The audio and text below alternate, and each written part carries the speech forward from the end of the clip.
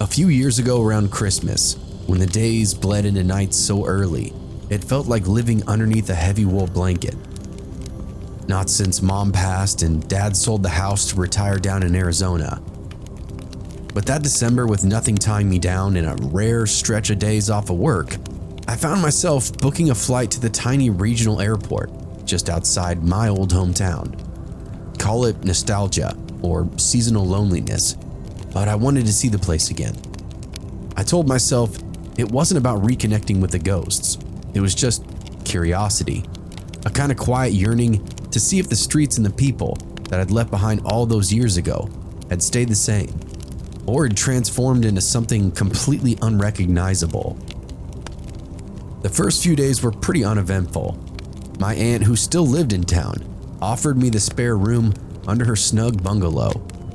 Her house smelled like cinnamon and pine, and she had that sort of over-decorated Christmas tree that looked like it belonged inside a department store window. I spent the nights on the couch, flipping through the old photo albums that she dug out, hearing about neighbors who'd long passed away, moved, or even gotten divorced.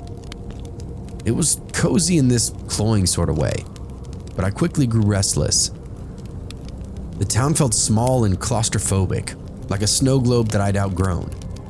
On the third day, I ended up borrowing her car, a scratched up Subaru with more grit in the tires than inside the engine, and decided to take a drive out to the lake. It wasn't just any lake either. This was our lake, the one Dad used to take me and my brother to every single summer. Twin Pines Lake, so named for the two ancient trees standing guard at its rocky shoreline. The lake had been our escape. Cool, dark water surrounded by this dense evergreen trees, with quietness so deep it made the rest of the world feel almost imaginary. Inside the winter, it would transform. The water froze over, though never thick enough for skating. A light dusting of snow would coat the surrounding forest as well. I remembered it as a place of beauty, untouched and secretive. I needed to see it again, to reassure myself that something, at least in the world, hadn't changed. The weather that day was pretty mild, or at least as mild as December gets in the mountains. Barely an inch of snow clung to the ground, more like a decoration than any sort of obstacle. The sky was gray, the kind of slate gray that swallows the horizon and makes everything seem closer than it actually is. I left in the late morning, figuring I'd have time to wander around the lake, maybe snap a few pictures for my aunt, and then make it back before early sunset. I didn't exactly tell her where I was going, just that I wanted to stretch my legs and explore some of the old haunts.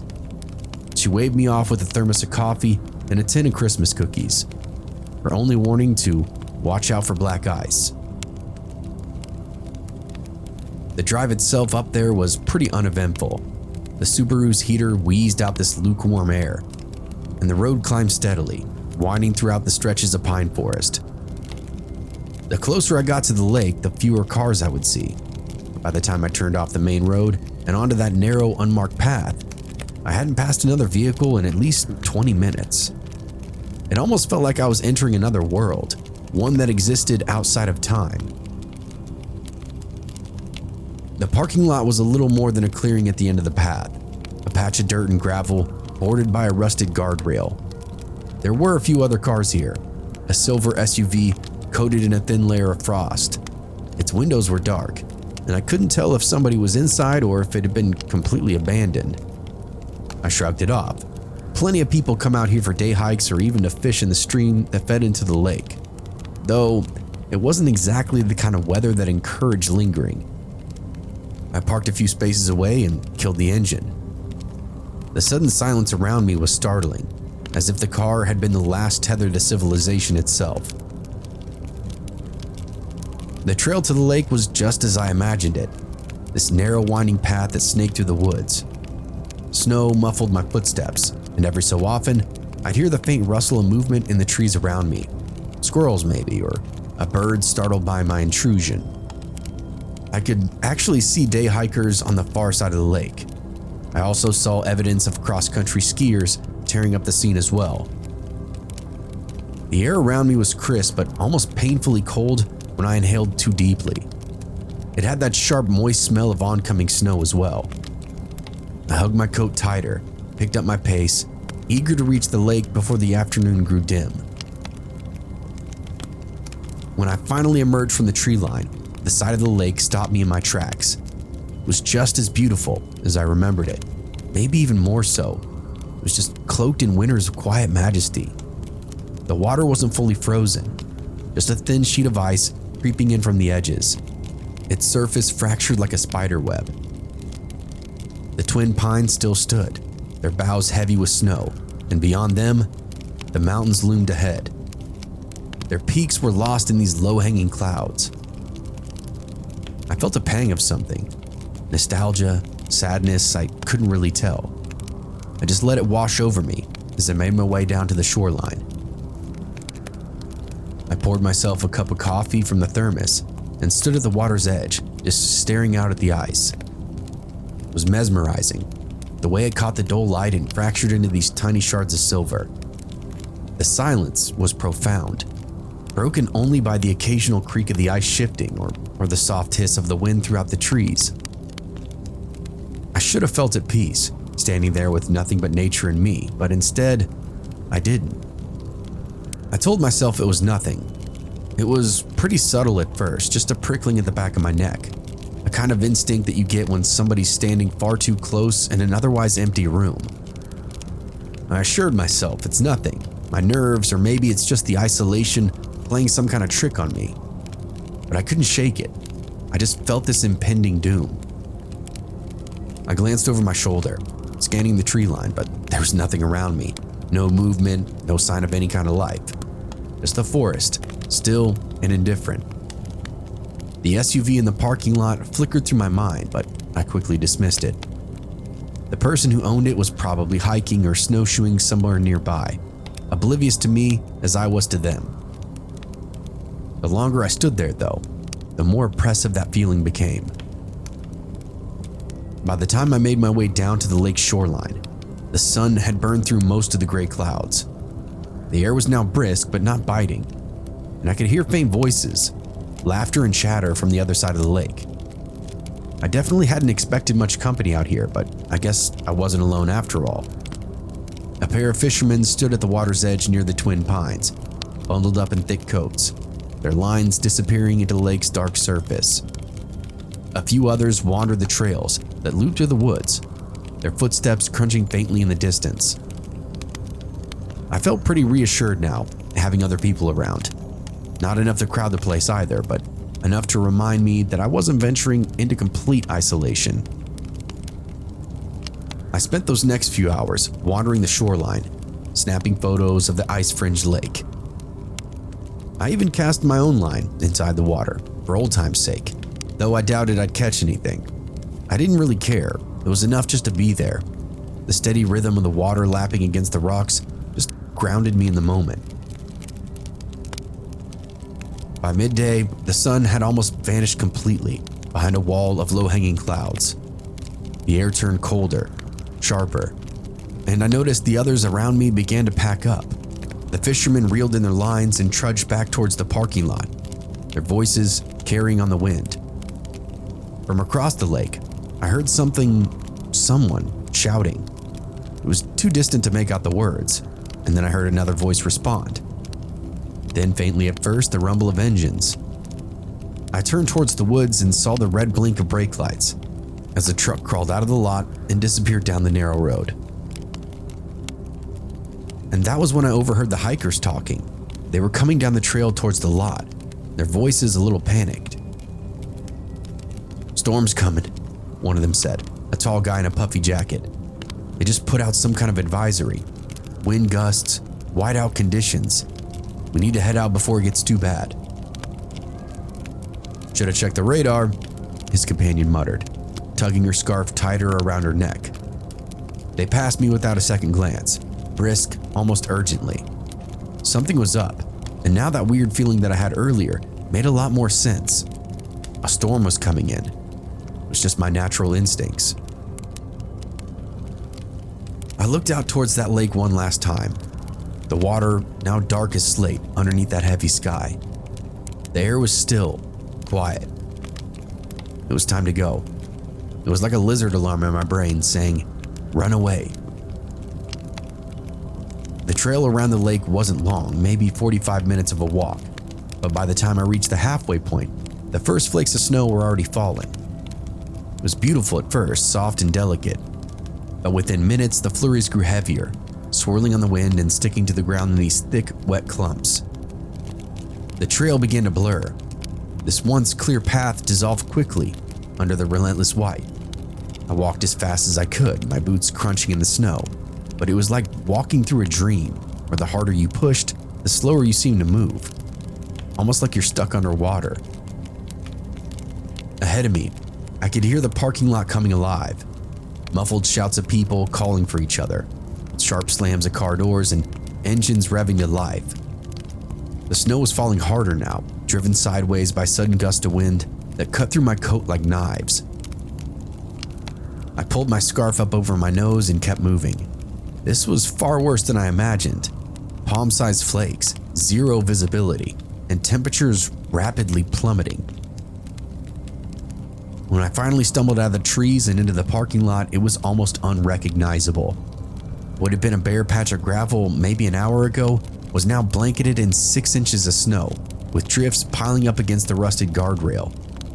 Most of the cars were gone, their owners having fled down the mountain at that first sign of the storm. Only 2 vehicles remained. Mine, half buried near the far end, and that silver SUV that I'd seen earlier, its engine idling, but its cabin eerily empty. I paused staring at it, my breath clouding up in the air in front of me. There were no footprints leading away from the SUV, no sign of a driver, and for the moment, I felt the cold clutch of dread tighten around my chest. I didn't want to investigate. Whatever the reason, the SUV wasn't my problem. I made a beeline for my car, fumbling with the keys as the wind howled around me. By the time I got the door open and threw myself inside, my hands were shaking so badly I could barely even grip my steering wheel. I cranked the heater up to full blast and just sat there for a moment, catching my breath and willing my heartbeat to slow down. Then, without wasting another second, I backed out of the lot and started down that narrow road again. My tires skidded slightly on the fresh new snow, tightened my grip on the wheel. The tracks left by other vehicles were already filling in, the grooves disappearing under the relentless onslaught. The wind whipped through the trees, rattling the branches and sending flurries cascading onto my windshield. I drove extremely slowly, following the faint outline of the road as it wound its way down the mountain, my eyes straining against that blinding white. A few moments later, I saw it, a car tilted at this awkward angle, half submerged in the ditch on the side of the road. As I grew closer, the driver waved frantically through the frosted window, their face pale but blurry against the glass. I rolled down mine, just enough to hear them shout, their voice hitched with panic. "I'm stuck. Can you help?" I shook my head, gesturing toward my phone. "I'll call for help when I can. Just hang tight." They nodded, their desperation clear even through the storm. I continued to drive on, the image of their stranded car burning in my mind. They weren't the only ones. Over the next mile, I passed 3 more vehicles, pulled off to the side of the road, their drivers huddled inside, waiting out the storm. Each time I slowed down just long enough to exchange a word or a gesture, but I knew there was nothing I could do. The Subaru was not built for towing. Stopping too long risked getting stuck myself. It wasn't until I reached the base of the hill that I understood why so many had given up. The incline wasn't steep, but it was coated in this slick layer of mud and slush, the snow piling up faster than it could freeze. I hesitated, staring at it, my hands tightening on the wheel. I didn't have a choice. I couldn't turn back, not with the road behind me quickly vanishing underneath the storm. I eased my car forward, tires spinning slightly before catching, beginning the climb. Halfway up, the Subaru lost traction.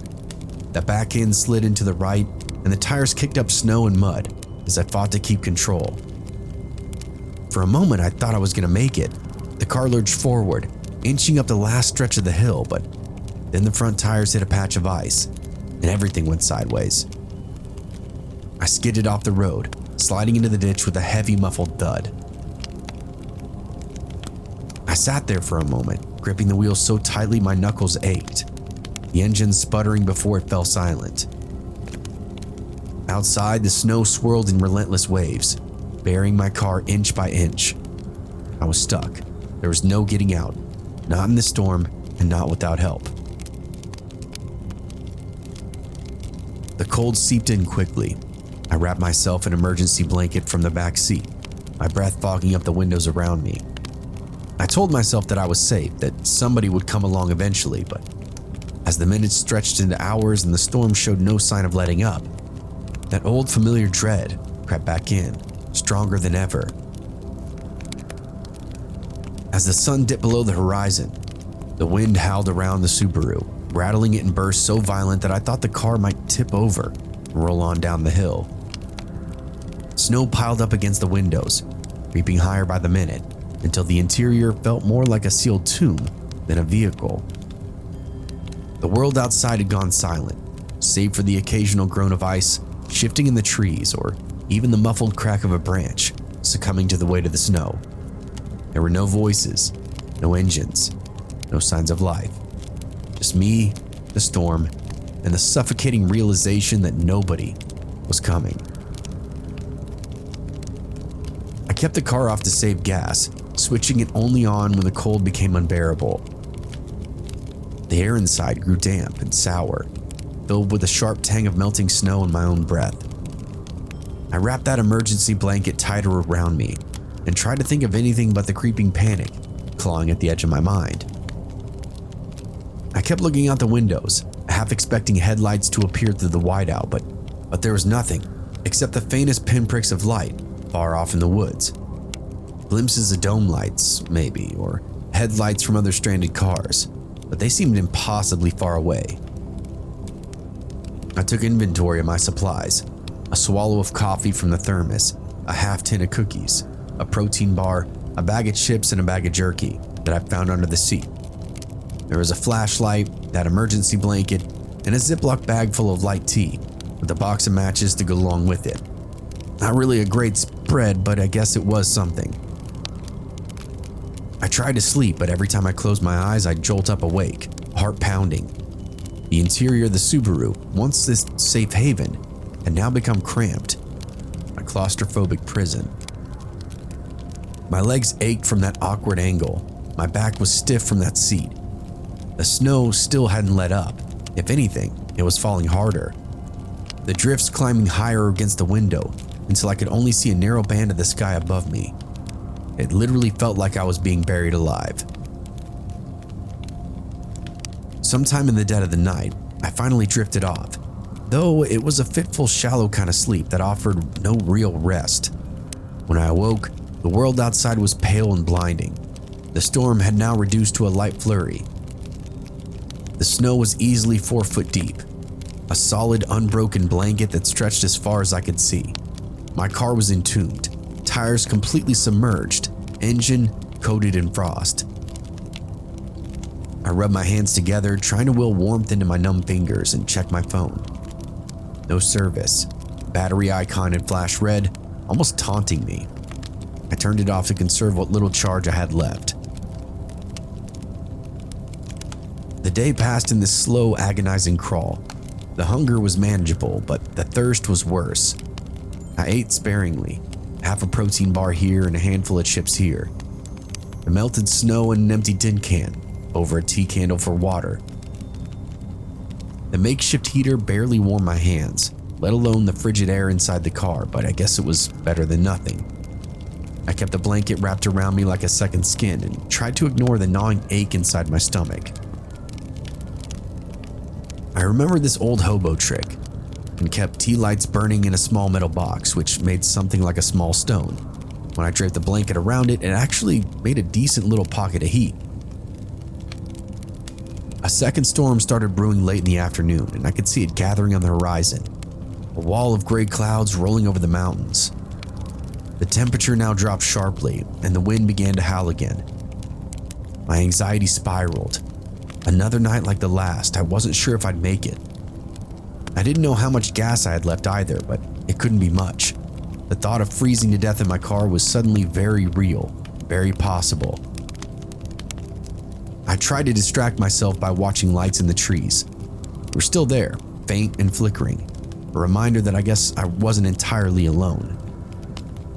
I thought about that SUV that I'd seen idling in the parking lot, the empty interior that had filled me with unease.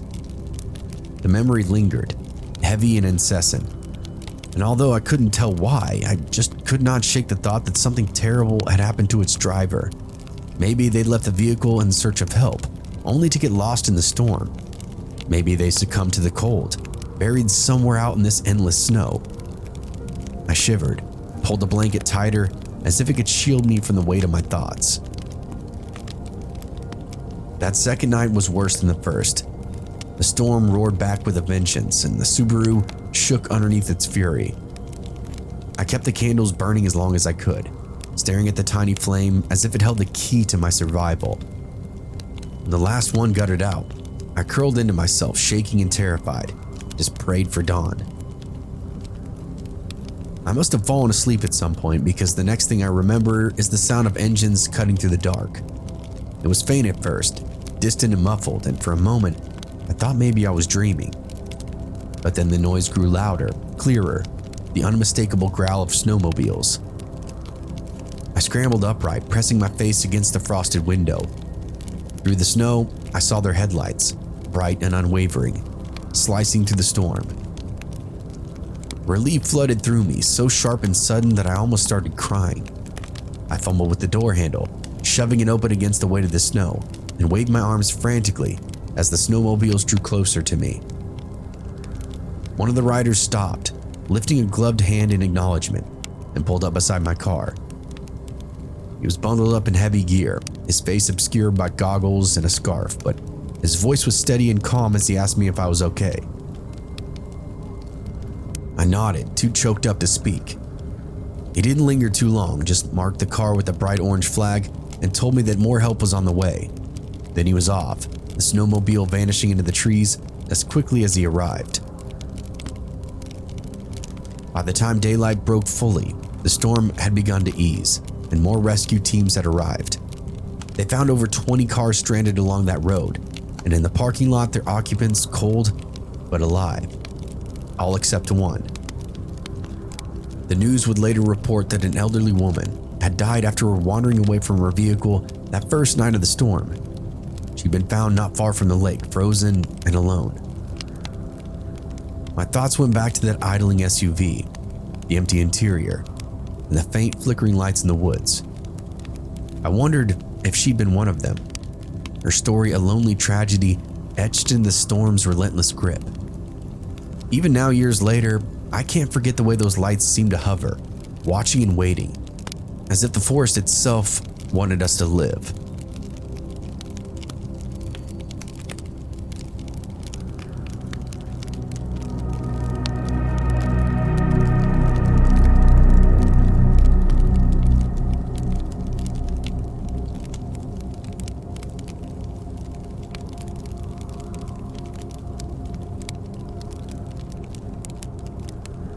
There's a special kind of magic in the silence after a snowstorm. As a kid, I felt like time itself froze, like the snow wasn't a weather event, but a gift from the universe, a reprieve from the grinding monotony of school and the endless rules of just being young. Snow days were rare enough to feel sacred, and when one would come, it turned everything electric. I remember the mornings best, snow casting a soft pearly light through the blinds, and the first delicious moment when the news would come. School was canceled. The air now felt cleaner on those days, the cold sharper in a way that woke you up more than any alarm clock ever could. I'd pull on my boots and my puffy coat, scarf wound tight enough to stifle my breath, and head out into the neighborhood before the rest of the world even had begun to stir. It was tradition, the first thing I did before snowball fights with friends, before sledding down a big hill at the park. Before I even touched the cocoa, my mom left me warming up on the stove. I'd shovel driveways. Not just my family's, mind you. Ours could wait. No, I'd hit the neighbors' places first, moving faster before anybody else got that same idea, or worse, decided to clear the snow themselves. There was this narrow window under a storm, maybe an hour or two, when fresh snow still sat pristine and untouched, and I'd learned to capitalize upon it. I'd knock on those same doors every year, a route ingrained in me as the back roads that I rode my bike on during the summer. Old Mrs. Hendricks across the street was always my first stop. She didn't trust snowblowers, said they messed up the natural lay of her yard. Next would be the Thompsons 3 houses down, who'd lived there since I was born and tipped better than anybody else on the block. Then the Petroviches, who always had their driveway packed down into ice by the time I got there because their kids were lazy and didn't want to shovel. And so on, house after house, until my arms burned and my fingers went numb, even when I had my gloves on. I make it sound endless, but it was honestly maybe 2 hours worth of work, at least for a breakneck kid like me. I mean, it wasn't all about the money, not really. Sure, I liked having a little cash to spend on some comic books or candy bars, but to me it was more than that. There was this rhythm to shoveling, the scrape of metal on concrete, the satisfying way the driveway transformed from a buried wasteland to a clean slate underneath my boots. And there was something about the quiet, working in that quiet, that I just loved. The stillness of the world muffled by snow. Even the sounds of cars were muted, as if the storm had pressed pause on reality itself. Most of the time, I was the only one out there. A few dog walkers, maybe, bundled up and shuffling along with red noses and puffs of white breath trailing after them. But otherwise, it felt like I had the entire block to myself, and the solitude never bothered me. If anything, it felt kind of cozy. I'd work for hours, moving from house to house until the snow was stacked in neat mounds along the edges of every driveway. I can still picture all those houses too. Every door, every window, every crack in the pavement as familiar to me as the lines of my own palms. I knew the ones to skip, the grumpy old men who'd bark at you to get off their property, or cheapskates who'd offer a handful of nickels for an hour's worth of labor. But most of my neighbors were kind, even the ones who didn't hire me. I could count even a few smiles, maybe a cookie or two for Mrs. Hendricks, and sometimes, even if the snow was bad enough, somebody would give me an extra $5 just for braving it out here. The snow had really piled high that winter, a heavy dense blanket that muffled the world and turned my neighborhood into a frozen postcard. I was 15 and used to the rhythm of those snow days, the gleeful anarchy of no school, the scramble to bundle up, and the steady grind of shoveling driveways to earn some new cash. It was honest work, the kind of thing that left your muscles aching and your wallet heavier by the end of the day. That year though, there was a new house to add to my circuit. At the end of the block stood the old Marshall place, a squat little rancher that had been empty for some odd years. Nobody really talked about why it sat so long with that for sale sign out front. It was just one of those places, the kind of house you walk past a little quicker without even knowing why. But a few months back, somebody finally moved in. This middle-aged reclusive man and a woman. At least that's what I heard, though I hadn't really seen much of them myself. They didn't come to the block parties or wave at the neighbors. If it hadn't been for the faint flicker of their television at night, you'd think the place was still abandoned.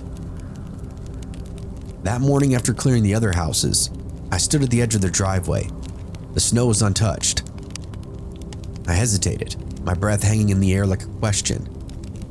A quick $20, I told myself. Maybe 30 if they tip well. Money was money, and if they weren't going to shovel it themselves, somebody had to. I knocked on the door, my knuckles echoing against that hollow wood. It took a long time for them to come answer, and I was about to turn around and leave when I heard the faint shuffle of footsteps, followed by the click of a deadbolt. The door creaked open just wide enough for me to see them. A man stood first, tall and pale, the kind of washed out look that made him seem like an old photograph left far too long out in the sun. His wife stepped into view a moment later, her face almost identical to his in its gauntness. They weren't twins, exactly, but there was something unnerving about how alike they were. Same sharp cheekbones, same sunken eyes. "Can I help you?" the man asked. I explained about shoveling, rattling off my usual pitch about how much I charge and how quick I could get it done. They both stared at me for a beat too long, their expressions unreadable. Then the woman gave me a small nod, almost to herself. "All right," the man said. "Go ahead." The door then shut without another word, and I got to work. The snow was heavy, packed down with every step, and it took a lot longer than I expected to clear it, even half the driveway. About 20 minutes in, I saw the woman emerge from the house, bundled in a long coat and scarf. She walked down to her car, this old boxy sedan, and backed out slowly onto the street before driving on toward town. I watched her go, tires crunching on the snow, and felt this flicker of unease. Something about the way she moved, it was mechanical, robotic, and it set my nerves jangling, but I quickly shook it off. People are weird sometimes, it's not that big of a deal. I'd almost finished when the front door creaked open again.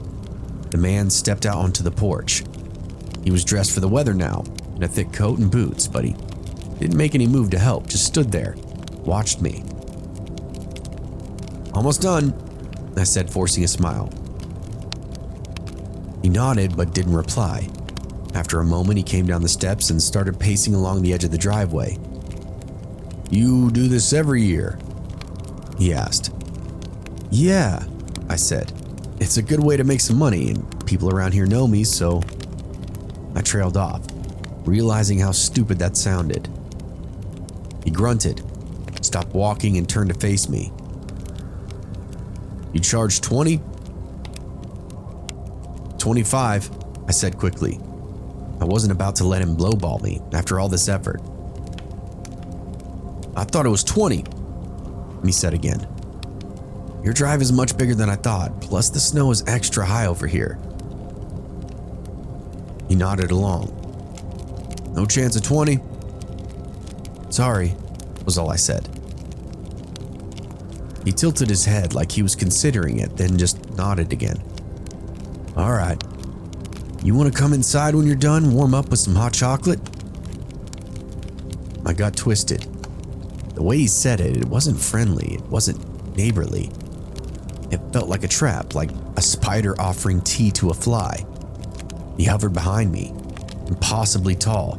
Everything in my psyche was screaming at me to run. No thanks," keeping my voice as polite as I could. "I've got a few more driveways to do before it dumps again." He didn't push it, just shrugged and said he'd go get the money. He disappeared back into the house, and I tried to get my hands to quit shaking. I shoveled faster now, working double time to finish and just get out of there. Something about that man was just all wrong. The way he watched me like he was sizing me up, like I wasn't a kid with a shovel, but a problem he was trying to solve. I paused to wipe the sweat from my forehead, and that's when I saw him again. He was at the window now, the one in the living room. Curtains pulled back just enough to see his face. He was holding a camera now. It was one with a long lens, and he was taking pictures of me. My stomach turned to ice. I dropped the shovel and took a step back, boots slipping on the packed snow. I watched the camera's flash pop twice. He didn't even care that I could see him, like he wanted me to know what he was doing. I turned towards the street, ready to leave now, but then I saw the car. The woman was back, her sedan crawling slowly up the road. She stopped at the base of the driveway, engine idling, and just sat there, staring at me through the windshield. She slowly pulled into the driveway, like she was savoring the approach. Tires crunched against the snow. I stood there awkwardly, shovel still in hand, unsure if I should just leave. But something told me to just stay. Maybe it was the way her gaze locked on me as she continued to park her car, unblinking. She stepped out, the cold air now seeming sharper with her presence, every breath visible like pale ribbons. She nodded at me, lips twitching into the thin, strange smile. "All finished?" she asked. "Yeah," I said, clearing my throat and tried again. "Yeah, I'm done. I just came to let you know." She didn't respond right away. Her eyes scanned the driveway. She was inspecting my work. She nodded again, satisfied, at least seeming to be, then tilted her head. "Did you go inside? The question hit me like a slap to the face. No, I said a little too quickly. No, I didn't. Why would I go inside? That's a shame, she said. You would have had so much fun. The words turned my stomach. There's definitely something weird here, something going on. I took a step back without realizing it, and my boots slid a little bit on the packed snow. Before I could say anything else, the front door creaked open. The man stepped out, but now holding a neat stack of bills in his gloved hand. He didn't say anything as he walked toward me, each step deliberate, crunching through that snow. Here, he said, holding out the money.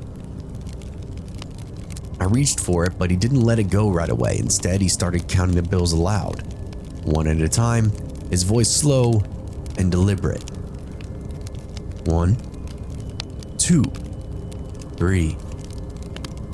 He was paying me in $1 bills. By the time he hit 25, I was ready to bolt, but he didn't release the cash. Instead, he leaned in slightly, eyes boring into mine. Are you sure you don't want to come inside? He asked again, voice colder now. No, I said, almost ready to scream. I've got to go. The change in his demeanor was instant, like a switch flipping. His face then turned into a snarl, and he yelled, Then get off my property, now! I didn't need to be told twice. I stuffed the money in my pocket and sprinted down the driveway. I did not look back, even when I thought I heard the woman laughing, not even when I felt the weight of their stares pressing on my back. When I finally reached my house, I locked the door behind me and vowed never to set foot near that place again. Never waved, never offered to shovel again, just avoided that place like a plague.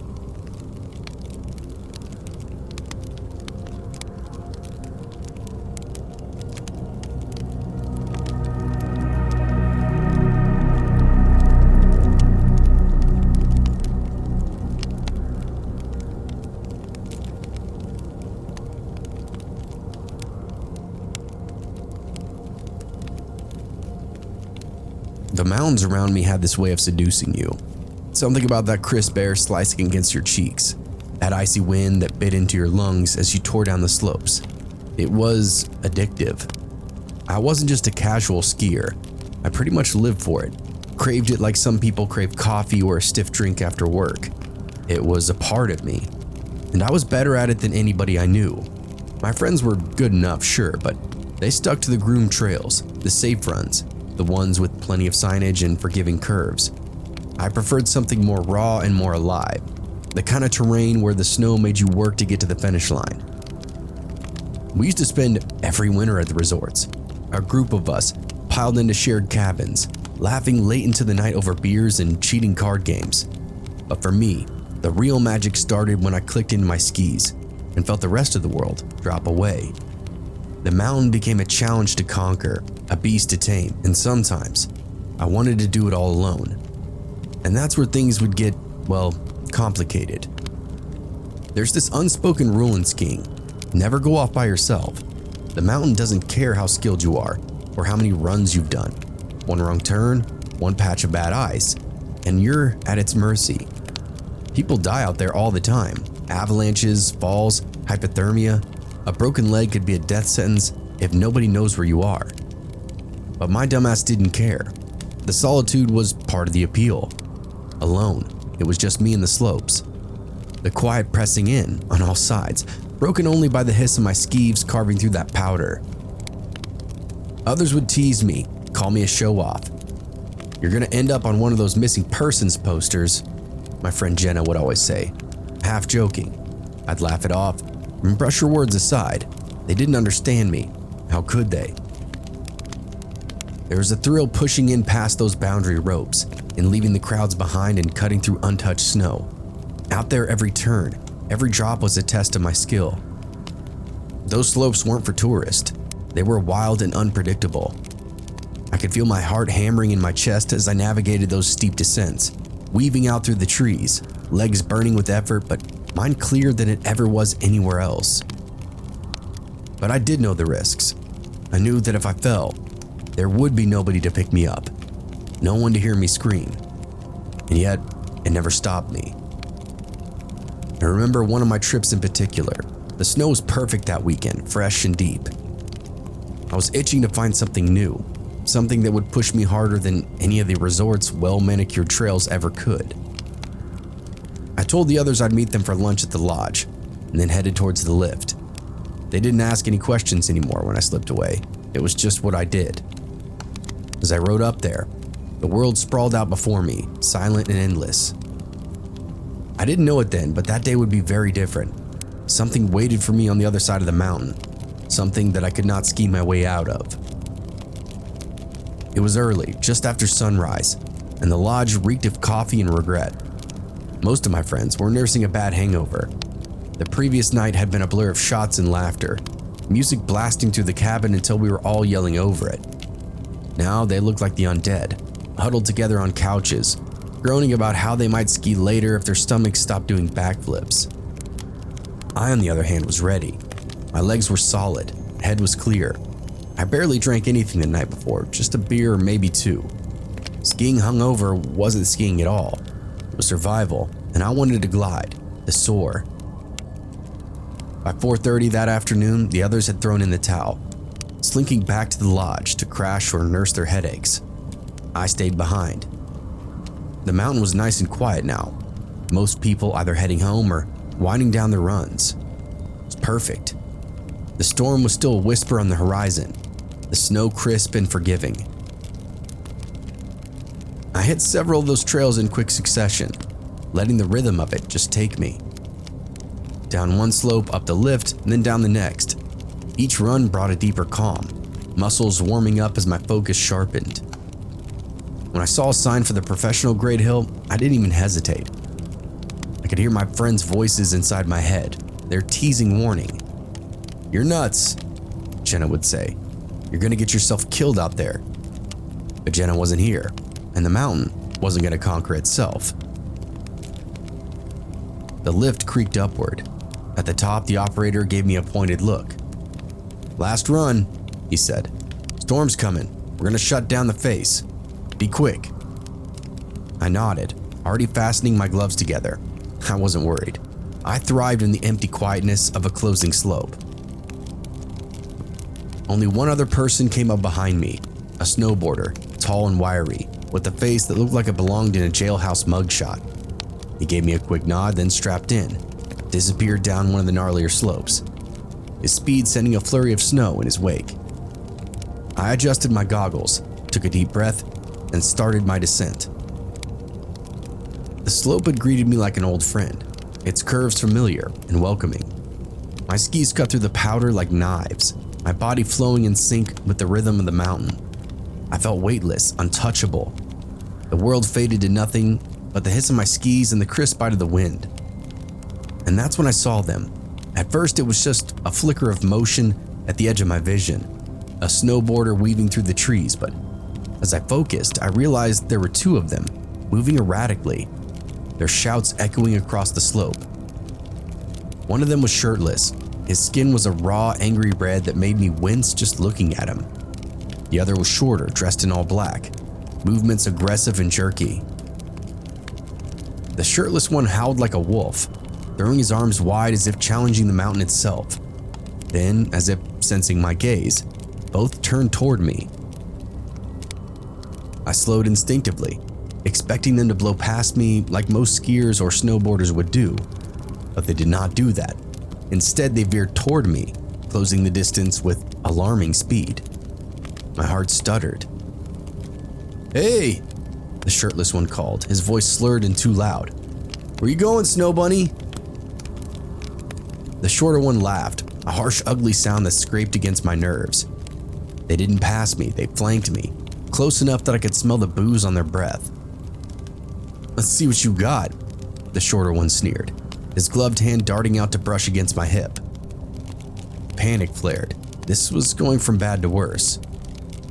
I shifted my weight and picked up my speed, trying to put some distance between us, but they were relentless, matching my pace with this ease that turned my stomach. "Come on, don't be shy," the other one bellowed out, his voice carried on the wind like a curse. He started pinching his nipples and making these kissy lips at me. I soared on slowly, but surely leaving them behind. A beer bottle whizzed past my head and shattered up against a tree with this explosive force. They were throwing shit at me now. Another bottle struck the snow ahead of me, spraying shards that caught the light like tiny daggers. My vision tunneled as adrenaline surged through me. I leaned into the slope, skis slicing through the powder. But they wouldn't let up. I couldn't even tell where they were getting these bottles from, but they must have thrown 6 or 7 before one finally tagged me. A sharp crack of pain exploded in the back of my head as a bottle connected with it, sending stars shooting across my vision. My legs wobbled, and for a terrifying moment, I thought I was about to lose control. Somehow I stayed upright, instincts taking over as I zigzagged toward the tree line. The forest was dense and the trees were a blur as I shot through them. My breath wasn't coming. My pulse was a drumbeat in my ears. I didn't dare look back, but I could still hear them, taunting and laughing. They closed in to weave through the trees as well. A sheer drop loomed ahead of me, a kind of fall that could shatter bones. I swerved hard, snow spraying up in this wide arc as I skidded to a halt just inches from the edge. Behind me, those 2 snowboarders weren't as lucky. The shorter one hit first, his scream cut short as he tumbled into the void. The shirtless one followed, his body cartwheeling through the air before slamming into the rocks below with a sickening crunch. For a moment, everything was silent. Then I turned and skied. There was a short ridge that allowed me to drop down safely, and I continued to slice towards the bottom of the mountain. I looked over and saw that shirtless dude motionless, but his friend was climbing to his feet, and for a second, we locked eyes. The rush of the descent had turned sour, adrenaline curdling into dread. I glanced over my shoulder, hoping and praying that this nightmare was now over. But it wasn't. The shorter snowboarder, dressed in all black, was still there. He was rocketing down the slope with terrifying precision, his figure a shadow slicing through the pale snow. I was hoping he'd be rattled by that fall, but no, he seemed to still, somehow, have it together. My pulse pounded in my ears as I pushed myself harder. I thought I'd lost him back at the cliff. How was he still coming at me? The storm clouds ahead pressed down, and snow started to fall so hard I could barely see in front of me. A sharp hiss of snow from behind me, and then out of nowhere, suddenly, he was there. So close I could feel the edge of his presence cutting into my space. "Go away!" I screamed. He didn't respond, didn't say a word. He leaned into his board and closed the gap. A gloved hand shot out, brushing against my arm. His intention was clear. He wanted to knock me off balance. I zigzagged sharply, trying to shake him, but he mimicked every move, his agility unnerving. My panic deepened. I screamed again, desperate, my voice raw with terror. I even tried to use the ski pole as a spear and did my best to keep him at bay. Ahead of me, cutting through the dim light, I'd spotted movement. Another figure shredding down the mountain, their form easy and practiced. That snowboarder from the lift earlier. Relief had surged through me and a flicker of hope inside this madness. "Help!" I screamed out for help. The man looked up, his body shifting as he adjusted his course now toward me. He moved toward me with confidence. I jabbed a gloved finger towards the figure chasing me, the fear playing in my voice. The snowboarder closed the distance fast, faster than I could have imagined. In one smooth motion, he cut through the rogue snowboarder's path, his board slamming into the aggressor's side with the force that sent both of them tumbling into the snow. I veered off the side and skidded to a shaky stop. My heart was hammering in my throat as I turned back to look. The rogue snowboarder was struggling to his feet. His movements were slow and disoriented. "Go!" the other snowboarder shouted at me. "Get to the lodge!" I didn't argue with him. My legs were shaking, but I pushed off again, skiing down that last stretch of the slope with all the strength that I could muster. The lodge came into view, its warm light glowing like a beacon in the dark. Moments later, the snowboarder from the lift caught up to me, his breathing heavy but even. "You okay?" he asked. "Who was that asshole?" "I don't know, but thank you so much," I responded. He shook his head. "Don't worry about it." Once back in the lodge, the warmth seeped back into my bones. I explained everything, my words tumbling out in this frantic rush. He listened. We had a couple of beers while we spoke, and the alcohol really had warmed me up now. "Glad I was there," he said finally. "Let's get these clowns reported." We finished our drinks and headed to the main office, where we were able to file everything with the slope management and their security company. It was a good thing too, because if we didn't report them, they probably would have froze to death out there on the mountain. When they found them, they cited them with a ticket and a fee, and had them spending the night in a drunk tank. The snowboarder who had helped me, a guy named Doug, turned out to be super friendly and helpful. He was a seasoned pro and ended up being a great long-term friend, somebody I still ski with to this day.